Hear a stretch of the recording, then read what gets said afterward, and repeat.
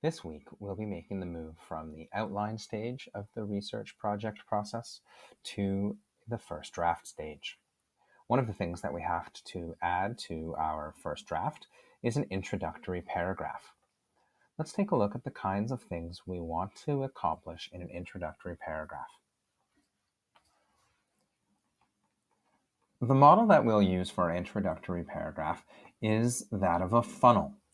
The funnel provides us with a different shape or image for the introductory paragraph than the one that we used when we looked at body paragraphs.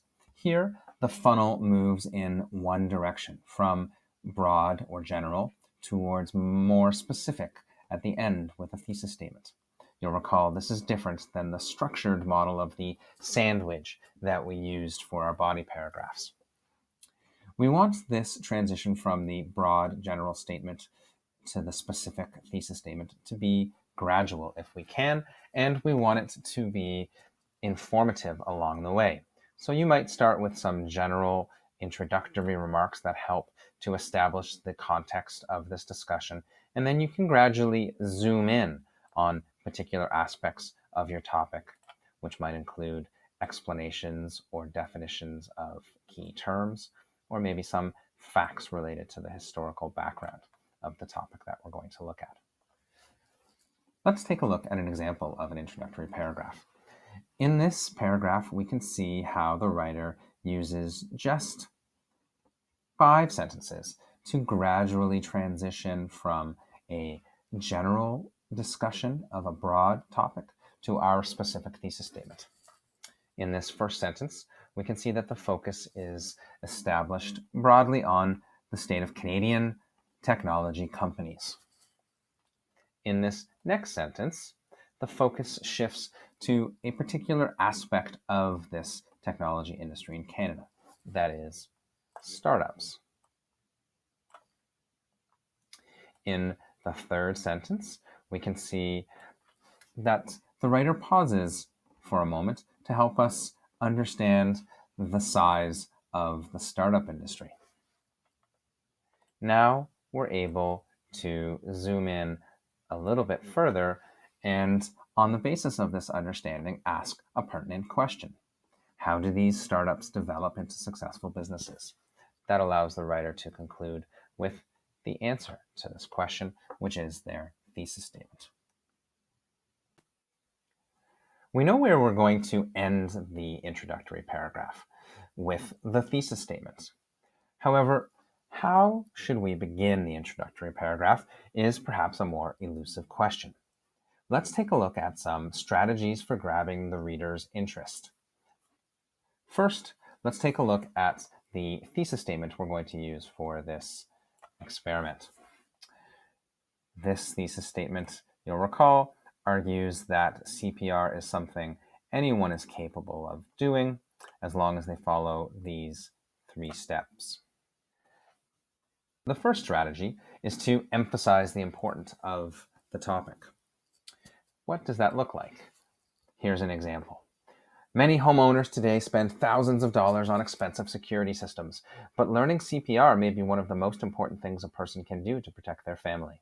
According to the American Heart Association, 88% of cardiac arrests occur in the home. This example is certainly going to grab the reader's attention and help them to understand why we're talking about CPR. It's life-saving. Another strategy is to engage people's emotions. This technique might be more well-suited to a persuasive argument because it is speaking directly to the reader and makes the argument more informal. Look at this example here. Imagine how it would feel to know that you had the power to save a person's life. Certainly engaging, but perhaps not as appropriate for a discussion that is going to be objective and factual based. A third approach is to begin with a question or a challenge to the dominant position on the subject. This technique might allow you to present a solution or a series of alternatives to existing problems. Here's an example. Although many people commonly refer to first aid and CPR interchangeably, They actually involve different techniques for providing medical assistance in an emergency. Watch out with the many people part of this construction. If you do attempt to use this technique, you want to make sure that you can actually confirm that many people do believe this or think this or act a certain way. The danger here is in making an assumption of what people do or don't think. A fourth strategy for engaging the reader is with a striking image or quotation.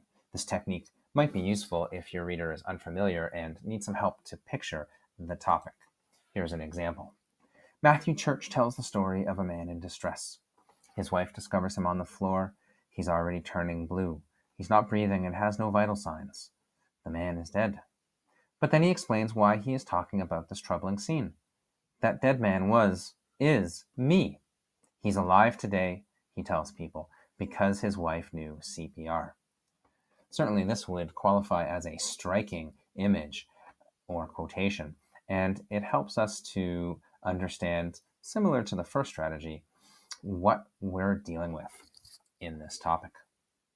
To conclude, take a look at this introductory paragraph. You can see where it ends up with the thesis statement. In a society that is obsessed with digital means of entertainment, it is easy for the average person to become baffled because the choices are many, the distinction between choices are blurry, and the specifications are often confusing. Look, though, at how they arrive there. What strategies would you say this writer has used?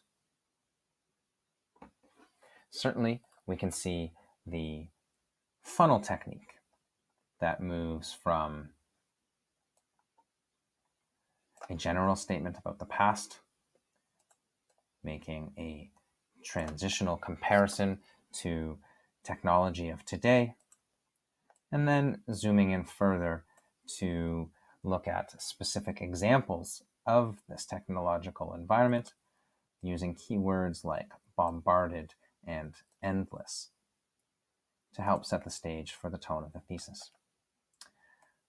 What did they do at the very beginning, though? Play Atari on a General Electric brand television set?